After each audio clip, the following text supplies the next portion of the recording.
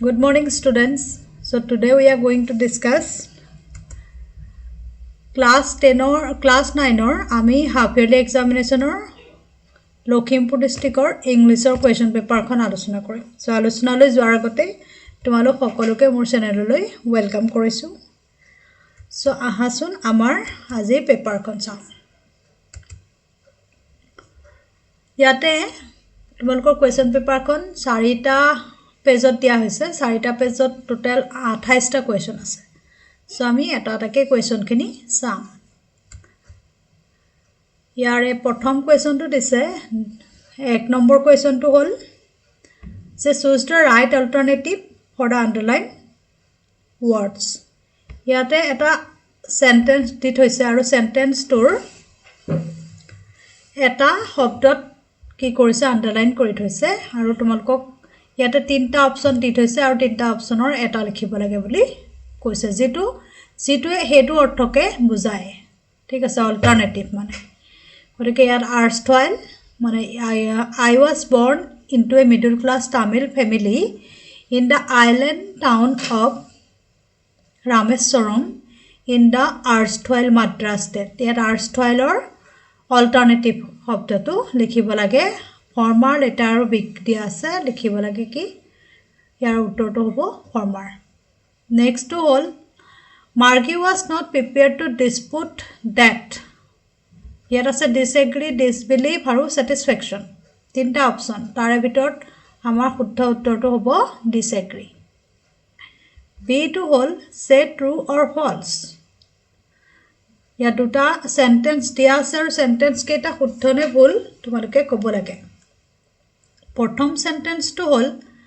Tommy found a book on 17 May 2157 উত্তৰটো হ'ব আনসাৰটো হ'ব কি ট্ৰু দুই নম্বৰটো হ'ল এম্পায়াৰ ঔৰংজেব লাইক পুঙ্গি এটো উত্তৰটো হ'ব ফলছ উত্তৰখিনি আমি এফালে লিখি দিছো তোমালোকে চাই লবা নেক্সট প্ৰশ্নটো সি চুজ দা কাৰেক্ট স্টেটমেন্ট দিয়া আছে ইয়াতে দুটা সেন্টেন্স দি থৈছে প্ৰত্যেকৰ দুটাৰ লগত চাইটা চাইটাকে অপচন দি থৈছে আৰু এই চাইটা অপচনৰ পৰা আমাৰ শুদ্ধ অপচনটো বাছি উলাব লাগে সো প্ৰথমটো হৈছে Margie and Tommy were taught by Margie আৰু টমি কোনে শিকাইছিলে হে মেকানিক্যাল টিচাৰ সো আমি জানো মাৰ্গি আৰু টমিৰ বিষয়ে লেসনটো আমি পঢ়িছো ফান ডে হেড নামৰ লেসনটো হয় গতিকে ইয়াৰ উত্তৰটো হ'ব কি মেকানিক্যাল টিচাৰ নেক্সট টু দিছে the traveler chose the other route because he imagined it to be option কেটা আছে more travel grassy and wanting wear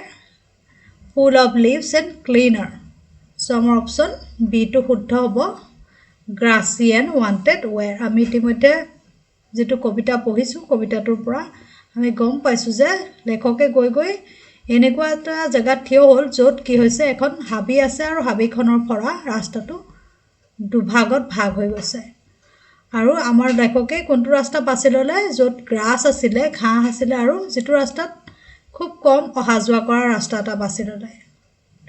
আৰু তেওঁ ভাবিলে সেই ৰাস্তাটোত যাবলৈ তেওঁ কি হ'ব আৰাম হ'ব ঠিক আছে নেক্সট প্ৰশ্নখিনি হ'ল এতিয়া 2 নম্বৰ প্ৰশ্নটো দিছে হোৱাট ইজ এ টেলিবুক মানেনো কি উত্তৰখিনি আমি ইফালে লিখি দিছো উত্তৰটো হ'ল যে টেলিবুক মানে কি telebooks refers to a book that appears on a computer screen আমি এটো এনেকৈ লিখিব পাৰো টেলিবুক is a electronic book which can be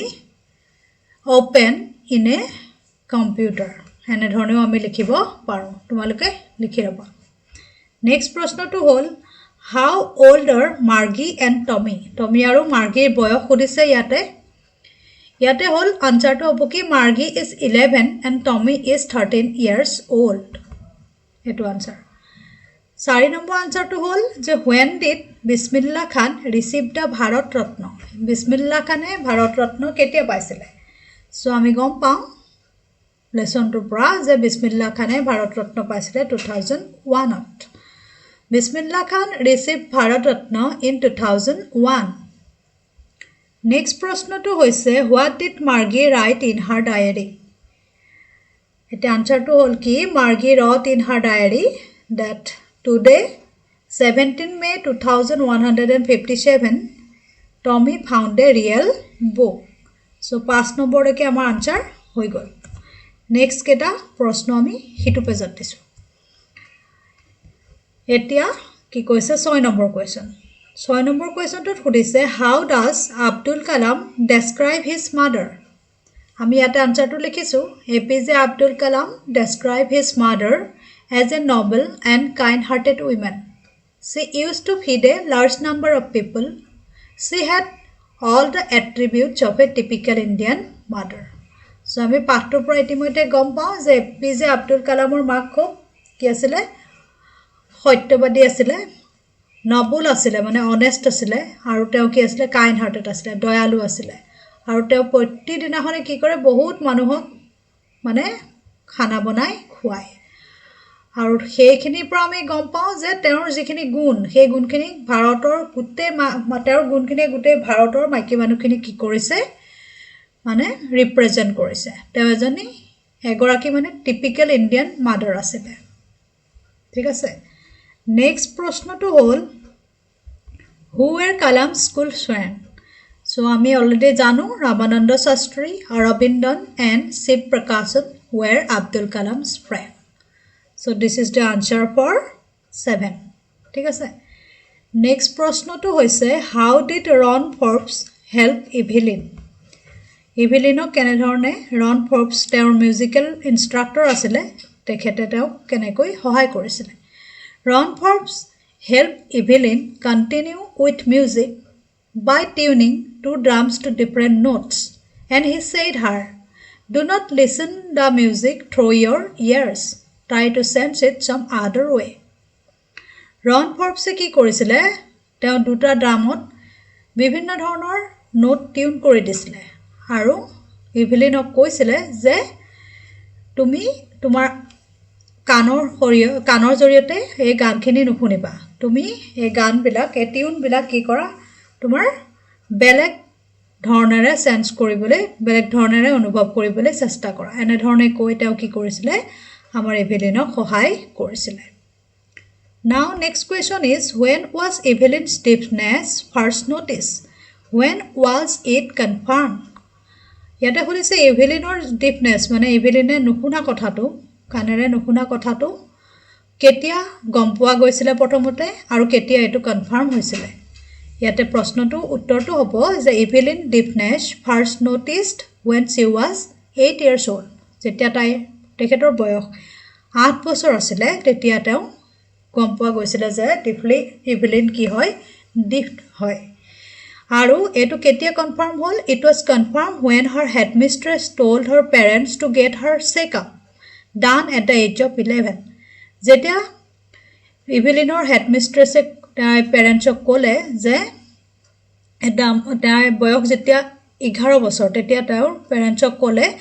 যে তেওঁ কি কৰিব লাগে চেকআপত নিব ডাক্তৰক দেখাব লাগে তেতিয়াই তেওঁৰ সেই কথাটো কনফাৰ্ম হ'ল কানেৰে নুশুনা কথাটো তেওঁ 11 বছৰ বয়সত কনফাৰ্ম হ'ল নেক্সট প্ৰশ্নটো হৈছে হাউ was Shehnai different from Pungi আনসাৰটো কি হ'ব ইয়াতে লিখা আছে আনসাৰটো হ'ল যে a Shehnai produces melodious sound when played while Pungi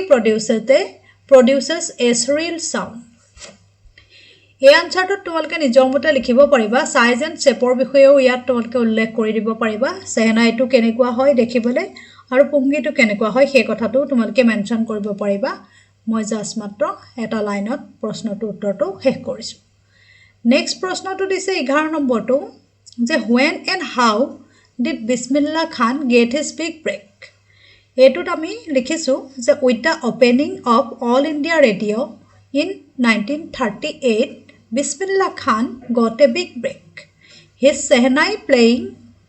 aired on radio more often যেতিয়া 1938 চনত All India Radio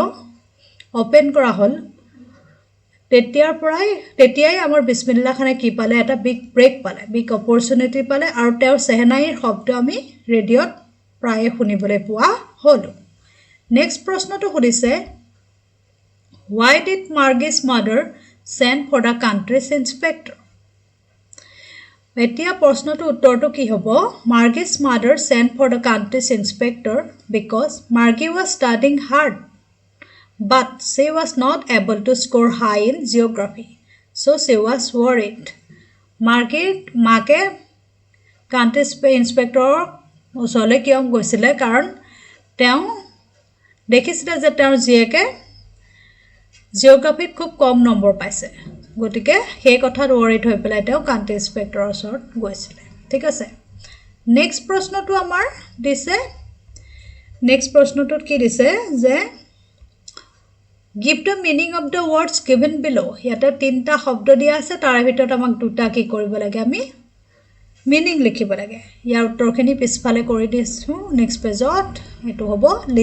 লিজেন্ড মানে কি an old traditional story ঠিক আছে নেক্সট টো হৈছে গ্লিমাৰ মানে কি shine faintly with a wavering light এখিনি কিতাপত আছে তোমালোকে চাই পেলাই লিখি লবা নেক্সট প্ৰশ্নটো হৈছে 14 নম্বৰটো হৈছে ৰাইমিং ৱৰ্ড লিখিব লাগে গতিকে ৰাইমিং ৱৰ্ড মানে আমি সকলোৱে জানো ক্লাস 9 ৰ ষ্টুডেন্ট যেটা তোমালোকৰ আইডিয়া আছে ৰাইমিং ৱৰ্ড বিলাক কি হয় ইটো শব্দৰ লগত উচ্চাৰণটো হিটো শব্দৰ একে হয় এটা হৈছে কি উটটো কি হ'ব ইয়াত ফুট লিখা হৈছে লেটো লিখা হৈছে সে ঠিক আছে নেক্সট প্ৰশ্নটো হৈছে what is a sledge Sledge is a flat board pulled by a reindeer in order to travel on snow easily. Next প্ৰশ্নটো হৈছে 16 নম্বৰটো লিখিছে যে where does the traveler find himself? The poet ইয়াত আনসাৰটো কি হৈছে the poet find himself in a place where he has to resolve the dilemma of two routes. Route not taken হেতু কবিতাৰ প্ৰশ্ন হয় তেওঁ এটা ডাইলেমাত পৰিছিল যে কোনটো তেওঁ বাছি লব হে ডাইলেমাটো বাছি লবলৈকে তেওঁ কি কৰিছিলে নিজকে হে পৰিস্থিতিটোত পাইছিলে কৈ নেক্সট প্ৰশ্নটো হৈছে 17 নম্বৰ প্ৰশ্ন What did Saint Peter ask the old lady for? What was the lady's reaction? Saint Peter lady গৰাকী কি বিচাৰিছিলে আৰু লেডি গৰাকীৰ মানে ৰিঅ্যাকশনটো তেওঁৰ প্ৰতিক্ৰিয়াটো কি আছিল question number 17 Saint Peter asked the old lady for a piece of cake the lady's reaction at first was to freely give the cake but at last she denied Saint Peter any piece of cake so this is the answer Next question ase what does the poet plan to do in Innisfree? Answer to hold the poet would build a house of clay and what else? It would have 9 beam rows and he would have a beehive and live in beehive glad. Question number 19 dia ase What does the poet hear in his deep heart's core? Answer to hold. The poet hears the lake water lapping with low sounds by the shore in his deep heart's core. Next prashna to hoise which road did the poet choose and why? Answer to hobo the poet chose the road which was green, grassy and wanted a wear. He chose it because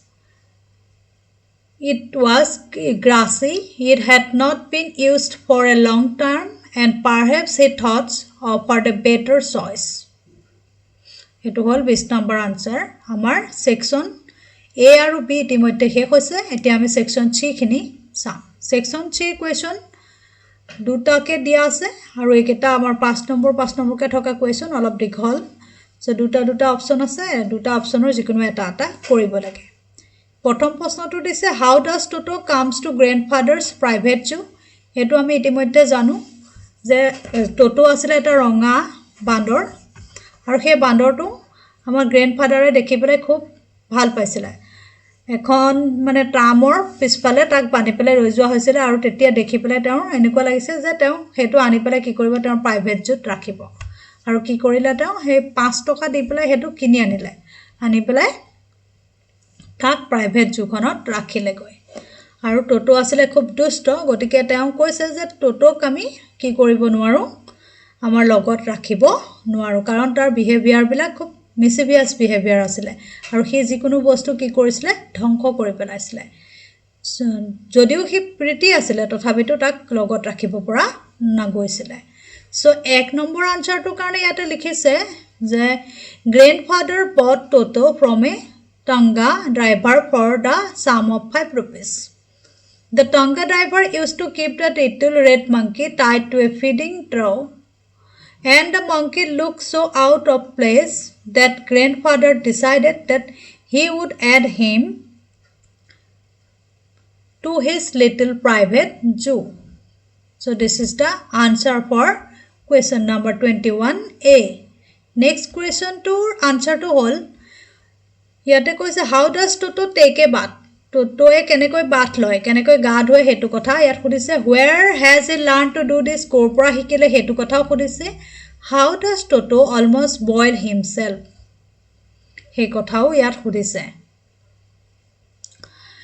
Tiate likha hoise je ami itimode gom pao je Toto e ki kore pani khini jetia গৰম পানী লয় তেতিয়া হি লাহেকে হাতটো ভৰাই পেলাই চাই পানীখিনি গৰম নে ঠাণ্ডা তাৰ পিছত হি এটা এটাকে ভৰি দিয়ে দি পেলাই একেবাৰে ডিঙিলৈকে পানী লৈ পেলাই হি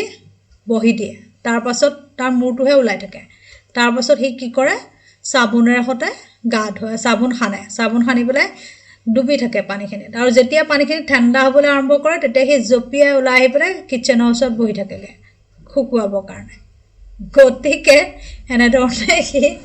গাত হয় খুব দুষ্ট বান্দৰ গল্পটো পঢ়িবলৈ খুব মানে বঢ়িয়া লাগে সো এটো আনসাৰটো এনে ধৰণে লিখা হৈছে Toto would cunningly test the temperature with his hand then gradually step into bath first on foot then the other until he was into the water up to his neck next to all he has learned to do this from the water আৰু এই যে শিকিছে হি গা ধোৱাৰ পদ্ধতিটো হেতু কাৰ পৰা শিকিছে হি আমাৰ 18 ৰ পৰা শিকিছে ঠিক আছে আৰু 18 যে কৈছে how does Toto almost boil himself এটো আনসাৰটো এনে ধৰণে দিয়া হৈছে Toto was not a sort of pet we could keep for long the author says because he was too naughty and mischief and his mischief were unbearable হি মানে দুষ্ট কৰে যে তাৰ হে দুষ্টালেবোৰ হি বস্তু ভাঙি পেলাই গতিকে হে তেনেকুৱা ধৰণৰ মানে নটিনেছবোৰ আমি বহুত বেছি সময়ৰ কাৰণে আমি সহ্য কৰিব নোৱাৰিম গতিকে তাক হি অলমোস্ট কি কৰিছিল আমাৰ 18ক বইল কৰি পেলাইছিলে so this is the answer for question number 21B so আমি সেকশন C টো হেক কৰিলো এতিয়া আছে আমাৰ সেকশন D সেকশন D টো আমাৰ কি আছে প্ৰথম 22 নম্বৰ কোৱেশ্চন 22 নম্বৰ কোৱেশ্চনত আছে আমাৰ কেটামান প্ৰিপজিশন choose suitable preposition ইয়াতে কি দিছে এক নম্বৰটো দিছে his father deals add with in cosmetic products ইয়াতে হ'ব কি হ'ব his father deals with cosmetic products next to দিছে he paid me dash cash in by with আছে ইয়াতে আমি লিখিছো he paid me in cash ইয়াতে ক্যাশ যেহেতুকে দিছে ডাইৰেক্ট হৈছে গতিকে ইয়াতে ইন লিখিব লাগিব ইন ক্যাশ হ'ব ডাইৰেক্ট দিয়া কাৰণে কিন্তু যদি আমি যদি কাৰ্ডৰ হতে পেমেন্ট কৰিলো হেতেন নাইবা চেকৰ হতে পেমেন্ট কৰাৰ কথা যদি উল্লেখ থাকিলে হেতেন তেতিয়া আমি বাই লিখিলো হেতেন ঠিক আছে নেক্সট টু হৈছে ইন্ডিয়া গট হার ইন্ডিপেন্ডেন্স এটো অন 15 আগষ্ট হ'ব নেক্সট টু আছে Assam is rich in mineral resources. Tarpisod ase beware of false friends. Sri Lanka is to the south of India. Eketa khube sahoj beware logot off lage. Rich in mineral resources hobo aru jetia ami dihor kotha kau tetia amar to dorkar hoy. So ene dhorone eketa hobo. Next is a use correct tense form of the verbs given in the brackets. Ek number to say it rained since morning. It has been raining since morning. Present perfect continuous tense. Next to this say Rajiv went out after he locked the main door of his house. Rajiv went out after he has locked the main door. Went ase mane ki hoise past tense ot ase aru ki korise to He locked the main door at his house. এটো হ'ব he has locked the main door. Next to হ'ব father is not at home. He has gone out. এটো present perfect tense ত লিখা হৈছে. Ice float on water. এটো present continuous present simple tense. Next to হৈছে when I entered into his room he was watching TV. ঠিক আছে. Next to হৈছে এটো past continuous tense. I go to Darjeeling last year. এটো past indefinite tense. I went to Darjeeling last year. যেহেতুকে last year আছে গতিকে এটো past indefinite tense হ'ব. Next to হ'ল যে our school dash reopen on 19th October. এটো আমি present simple tense টো লিখিব পাৰো নাইবা simple future টো আমি লিখিব পাৰো গতিকে মই ইয়াত simple future টো লিখি দিছো our school will reopen on 19th October. আমি এটো যদি লিখো our school reopens on 19th October তেতিয়াও কিন্তু ভুল নহয়. নেক্সট প্ৰশ্নটো হৈছে 24 make a meaningful sentence. ইয়াতে কি কৰিছে এৰেঞ্জমেন্টটো শব্দৰ এৰেঞ্জমেন্টটো উল্টা পল্টাকে দি থোৱা আছে আৰু আমি এটা meaningful sentence বনাব লাগে. So on Guwahati the bank sees of the Brahmaputra দিয়া আছে আনসারটো মানে উত্তৰকে দেখিলে কেনেকে হ'ব Guwahati is on the bank of Brahmaputra. Tell a lie never এটো never tell a lie হ'ব. Next দিয়া আছে is epic and paradise lost is an epic. Next to হৈছে where will is a there way is there a এটো কি হ'ব where there is a will there is a way. যদি আমাৰ ইচ্ছা থাকে তেতিয়াহলে ৰাস্তা আমি যেনে ধৰণে বিচাৰো তেনে ধৰণে আমি তৈয়াৰ কৰি ল'ব পাৰো বা ওলাই যায় ৰাস্তা এই কথাটো এটা প্ৰভাৰ্ব হয় এটো দিয়া আছে. এতিয়া হৈছে is called father of the nation Mahatma Gandhi is called father of the nation. এটা 25 নম্বৰ আনসাৰটো কি হ'ব 25 নম্বৰত খুদিছে and answer as directed বুলি কৈছে কি কৰিব লাগে তিনটা মানে দিয়া আছে প্ৰশ্ন আৰু ইয়াতে ব্ৰেকেটত লিখি থৈছে কি কৰিব লাগে he paid 2000 rupees for the painting গতিকে ইয়াতে কি কৰিব লাগে ask question with wh মানে ws শব্দ লগাই পেলাই এটো এটা question কৰিব লাগে এটো আনসাৰটো দি থৈছে আমি question কৰিব লাগে এতিয়া কি হ'ব who paid 2000 rupees for the painting. Next to হৈছে I have never visited New Delhi make interrogative এটো কি কৰিব লাগে আমি interrogative মানে প্ৰশ্ন খুদিব লাগে have I ever visited New Delhi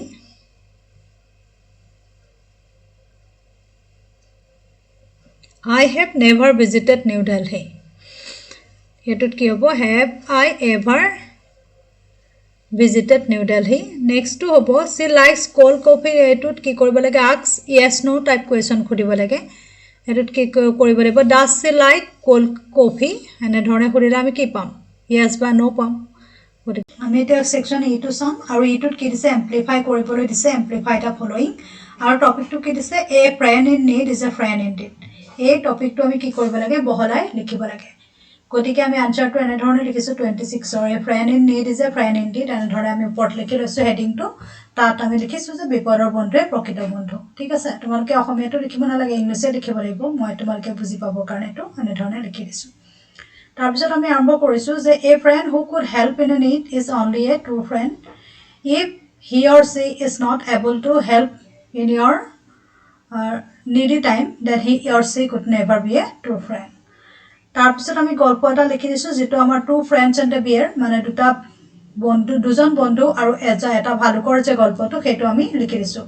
আৰু সেই গল্পটো লিখাৰ পিছত আমি কি কৰিছো আমি লিখিছো যে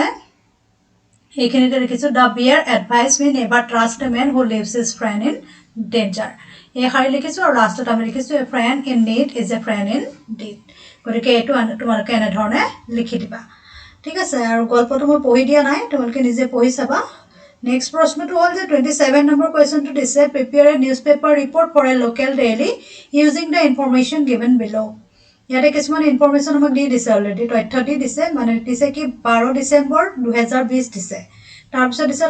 ঠাইখনৰ নাম দিছে গুৱাহাটী আৰু 3 নম্বৰটো দিছে annual Guwahati book fair comments the honourable chief minister declared it open 7:30 AM Next is many publishers from Assam and outside participated to be continued for 10 days large gathering expected. So এইটো আমি এনে ধৰণে ইয়াত লিখিব পাৰিম যেতিয়া তোমালোকে ৰিপৰ্ট লিখা তেতিয়া তোমালোকে কি কৰিবা এনে ধৰণে এটা হেডিং দি লবা annual book fair in Guwahati এনে ধৰণে মই দি লৈছো তাৰ পিছতে মই ইয়াতে তাৰিখটো দিছো আৰু জেগাডোখৰৰ নাম দিছো তাৰ পিছতে মই এটো কন্টিনিউ কৰিছো তোমালোকে এটো এনে ধৰণে কন্টিনিউ কৰি লিখিব পাৰিবা So etut ke likhisu annual Guwahati book fair is going to be held from 12 December 2020 Our honorable chief minister going to inaugurate the book fair at 7:30 AM in the morning renowned publishers from the state or outside Assam are going to participate in the book fair The organizer of the book fair announced that the book fair will be continued for the next 10 days Different cultural functions, drawing competitions for small kids, poem recitation will be organized parallel with the book fair. People from all ages are cordially invited by the organizer of the book fair. So, ene dhone ami etu likhisu. Tomaloke yate likhibo pariba nijor mote. Eta idea dibolehe moi ene dhone likhi disu. Next প্ৰশ্নটো হল আমাৰ ইয়া কম্প্ৰিহেনশন দিছে এটা passage দিছে আৰু এই পেছেজটো পঢ়ি পেলাই আমি কি কৰিব লাগে এই চাৰিটা কোৱেশ্চন ইয়াত আছে আৰু 2 নম্বৰ পেছেজটো পঢ়ি পেলাই পাঁচটা কোৱেশ্চন আমি কৰিব লাগে ইয়াতে ৰিটা following passages and answer the questions that follow এটো হল আমাৰ 28 নম্বৰ প্ৰশ্নৰ এইখিনি উত্তৰ ইয়াতে আমাৰ প্ৰথম প্ৰশ্নটো কি দিছে what advantages does an early riser have over others ঠিক আছে এটো হল আমাৰ এক নম্বৰ কোৱেশ্চনটো আমি পেছেজটো প্ৰথমতে পঢ়ি লব লাগিব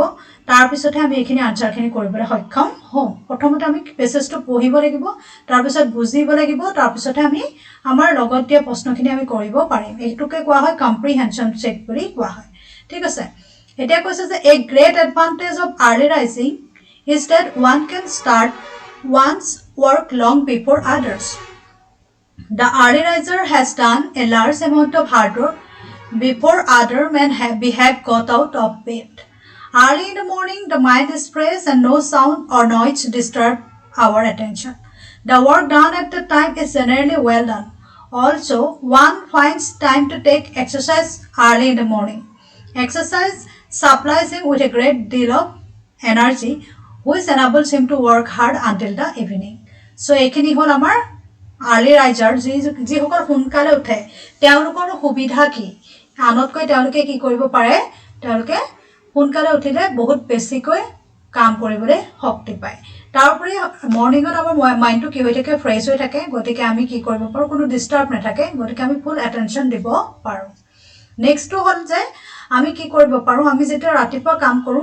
আমাৰ মাইন্ডটো যেতিয়া ঠিক হৈ থাকে তেতিয়া আমাৰ সকলো কাম কি হয় ভাল হয় আৰু এক্সাৰসাইজৰ কথা ইয়াত লিখা আছে যে এক্সাৰসাইজ সমূহ যদি আমি ৰাতিপুৱা কৰো তেতিয়া হলে আমাৰ কাৰণে কি হয় এক্সাৰসাইজে আমাক এনাৰ্জি দিয়ে আৰু সেই এনাৰ্জি লৈ পেলাই আমি গোটেই দিনটো আমি এক্টিভ হৈ কাম কৰি থাকিব পাৰো গতিকে এটা এডভান্টেজ কিনি মই এনে ধৰণে পইণ্ট ৱাইজ লিখি দিছো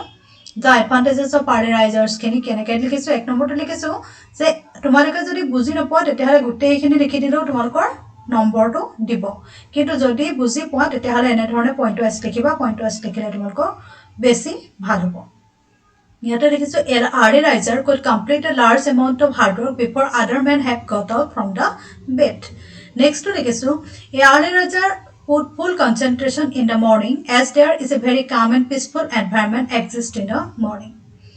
next to লিখিছো in the morning one's mind is fresh so a early riser can do a job well Next to likiso for doing exercise, early morning is very suitable. So early riser can perform his or physical activity before late riser and collect a great amount of energy for the whole day to do the other routine job. গতিকে এনে ধৰণে তোমালোকে এডভান্টেজেস খিনি লিখিব পাৰিবা next প্ৰশ্ন কেটা চাই লওঁ নেক্সট প্ৰশ্ন কেটা আমাক কি দিছে নেক্সট টু দিছে why should a man take exercise early in the morning ইয়াৰ আনসাৰটো আমাৰ লিখি দিছো a man should take exercise early in the morning because exercise supplies him with great deal of energy to work till evening. Next to this, who is praised in the passage means a large amount of. Here, utorto hobo a great deal of. তাৰ পিছতো দিছে how is our mind early in the morning আমাৰ মাইণ্ডটো কেনেকুৱা হৈ থাকে গতিকে ইয়াতে লিখিম early in the morning our mind is fresh গতিকে এইটো এটা আমাৰ কি হ'ল 28 নম্বৰ কুৱেশ্যনৰ এৰ যিটো পেছেজৰ আনচাৰ কুৱেশ্যনখিনি আমাৰ আনচাৰখিনি হৈ গ'ল এতিয়া আমাৰ বিটো আছে বিটোত দিছে ইন 2001 উস্তাদ বিছমিল্লাহ খান was awarded the highest civilian award the Bharat Ratna with the coveted award resting on his chest and his eyes glinting with rare happiness he said all I would like to say is